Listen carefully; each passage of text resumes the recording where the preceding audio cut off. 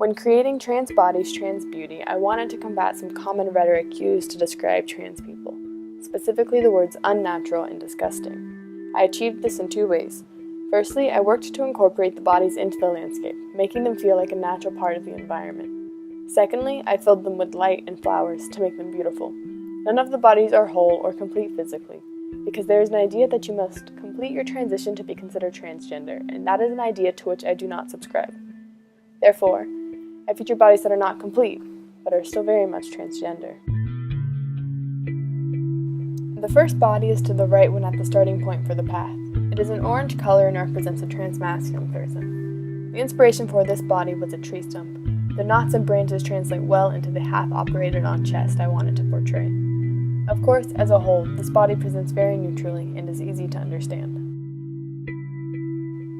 The second body is the green one laying down. It represents a trans-feminine person. In lots of folklore, mountain ranges are likened to women lying down, and while I didn't fully commit to this idea, it was the inspiration for the pose.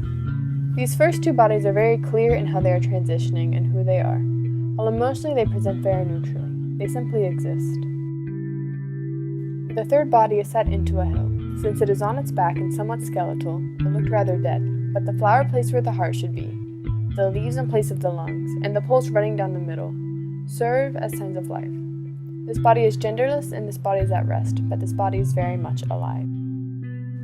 This body is a symbol of frustration. It has the most motion of all the bodies and is filled with electricity and smoke, because transgender people constantly have to fight to exist. This body was more about the emotion, but even though it has very obvious secondary sex characteristics, there is no indication as to whether this would be before or after some sort of surgery. Therefore, this body's gender is hard to pin down. The second pair of bodies is much more neutral in their gendering and polarized in their emotions. This body is a means of completion. It is only the hips and stomach and back of a person. It has a solid core and is overflowing with light and flowers. Of course, this body does still have the fire necessary to survive. To me, this body feels more complete because it is a combination of elements from all the previous bodies, which is why it is at the end of the path. It represents a person who is whole and sure in who they are.